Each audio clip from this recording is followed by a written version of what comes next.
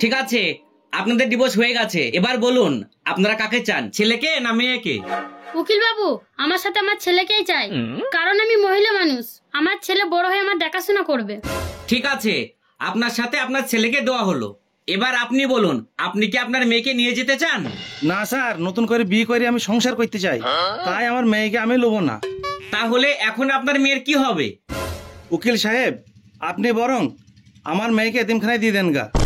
ঠিক আছে, তাহলে আমি আপনার মেয়েকে যে কোনো এতিমখানায় দিয়ে দিচ্ছি, আপনারা এবার যেতে পারেন।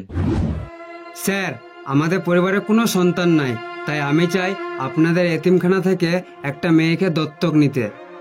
আমাদের এখানে একটা খুব শান্তশিষ্ট মেয়ে আছে। মেয়েটার বাবা মায়ের ডিভোর্স হয়ে যাওয়ার কারণে মেয়েটার বাবা মা দুজনাই মেয়েটাকে নিতে অস্বীকার করে, তাই আদালত থেকে মেয়েটিকে আমাদের এতিমখানায় দিয়ে যায়। আপনি চাইলে মেয়েটাকে নিয়ে যেতে পারেন। ঠিক আছে স্যার, তাহলে মেয়েটিকে আমাদের পরিবারে দত্তক হিসেবে দিয়ে দেন। ঠিক আছে, তাই হবে। আপনি তাহলে এক কাজ করুন, অফিসিয়াল কিছু ডকুমেন্ট পূরণ করে আপনি মেয়েটাকে নিয়ে যান। ঠিক আছে স্যার, তাহলে আপনি আমার সকল ডকুমেন্টস পূরণ করে রাখবেন। আমি কালকে এসে মেয়েটিকে দত্তক কন্যা হিসেবে নিয়ে যাব। ঠিক আছে, তাহলে তাই হবে। আপনি কালকে আসুন, আমি সকল ডকুমেন্ট পূরণ করে রাখবো। আচ্ছা ঠিক আছে, আপনার সমস্ত ডকুমেন্ট প্রসেসিং শেষ। আপনি এবার চাইলে মেয়েটিকে নিয়ে যেতে পারেন। স্যার, আপনাকে অনেক অনেক ধন্যবাদ। আচ্ছা মা, বলো তো, তোমার কি আমাদের পরিবারে থাকতে কোনো আপত্তি আছে? না স্যার, আমার আপনাদের পরিবারে থাকতে কোনো আপত্তি নেই। তুমি আমাকে স্যার কেন বলছো? তুমি আজ থেকে আমাকে বাবা বলে ডাকবা। আচ্ছা বাবা, এখন থেকে আপনাকে আমি বাবা বলে ডাকবো। তাহলে তুমি একবার আমাকে বাবা বলে ডাকো মা। বাবা, আপনি আমার বাবা। আচ্ছা তাহলে চলো মা, আমার বাড়িতে, যেটা তোমার নতুন বাড়ি হবে, তোমার জন্য তোমার মা অপেক্ষা করছে। ঠিক আছে, চলেন বাবা। এ শুনছো, আমি আমার মেয়েকে আইনজীবী বানাতে চাই। না না, আমি আমার মেয়েকে আমার মতো ডাক্তার বানাতে চাই। না না, আমি আমার মেয়েকে আইনজীবী বানাতে চাই। না না, আমার মতোই ডাক্তার হবে আমার মেয়ে। আচ্ছা, মেয়ের মুখ থেকে শোনা যাক কি হতে চাই ও। মা উর্মি, বলেন বাবা। তুমি বড় হয়ে কি হতে চাও? বাবা, আমি বড় হয়ে মায়ের মতো ডাক্তার হতে চাই, কারণ আপনারা যখন অসুস্থ হবেন আমি যেন আপনাদের সেবা করতে পারি। আর যারা আমাকে মেয়ে বলে অবহেলা করে রেখে গেছে, সেই বাবা মারাও যদি কখনো আমার কাছে অসুস্থ হয়ে আসে, তাদেরও আমি সেবা করতে চাই। আচ্ছা মা, তুমি ডাক্তার হতে চাও, তাহলে তুমি ডাক্তারই হবে, আর আমাদের বৃদ্ধ বয়সে সেবা করবে। আর তুমি আগেকার মা বাবাকে যদি খুঁজে পাও, তাদেরও সেবা করবে। তুমি ঠিকই বলেছো, তোমার কথায় আমি একমত। সত্যি আপনাদের ভালোবাসা পেয়ে আমার জীবনটা ধন্য। আমি কথা দিচ্ছি, আপনাদেরকে ছেড়ে আমি জীবনেও কোথাও যাব না।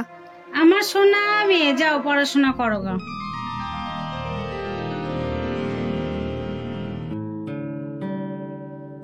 ডাক্তার ম্যাডাম, নার্সিং হোমে আজ একটা নতুন রোগী এসেছে। বড় ডাক্তার বাবু রোগীটা আপনাকে দেখতে বললো। ঠিক আছে, তুমি ওনাকে পাঠিয়ে দাও। ঠিক আছে ম্যাডাম,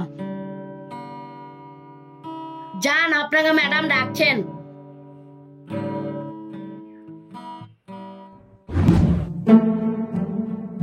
ডাক্তার ম্যাডাম, ভিতরে আসবো? জি আসুন, বসুন।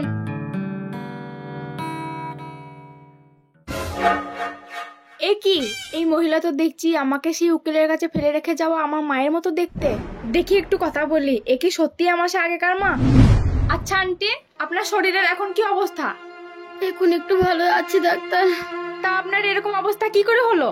আমার ছেলের বউ আমার ছেলের কাছে রোজ আমার নামে মিথ্যা নালিশ করতো জানো। একদিন ছেলে আর ছেলের বউ আমাকে বস্তার মধ্যে ভরে বাস স্ট্যান্ডে ফেলে দেয়। তখন কিছু মানুষ আমাকে হাসপাতালে দিয়ে যায়। তা আপনার আর কোনো সন্তান নাই? আর আপনার স্বামী কোথায় থাকে? আসলে আমার স্বামী আমাকে অনেকদিন আগেই ডিভোর্স দেয়। তখন আমার ছেলে আমার সাথে থাকবে এটাই রায় হয়। তারপর আমি আমার ছেলেকে নিয়ে চলে আসি। আমি অনেক কষ্ট করে আমার ছেলেকে মানুষ করেছি, কিন্তু সেই ছেলে আমাকে রাস্তায় ফেলে দিয়ে চলে যায়। আচ্ছা আন্টি, আপনার কি শুধু একটা ছেলেই ছিল, আর কোনো সন্তান ছিল না?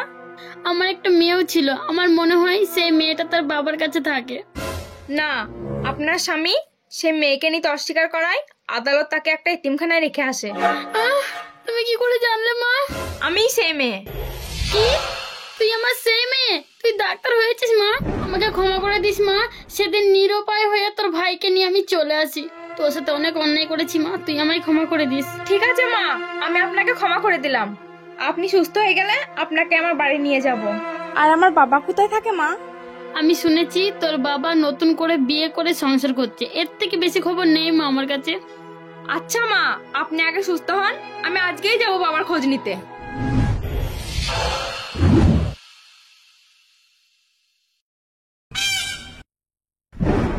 আচ্ছা ভাই, একটু বলতে পারবেন কবির সাহেব কি এখানে থাকেন?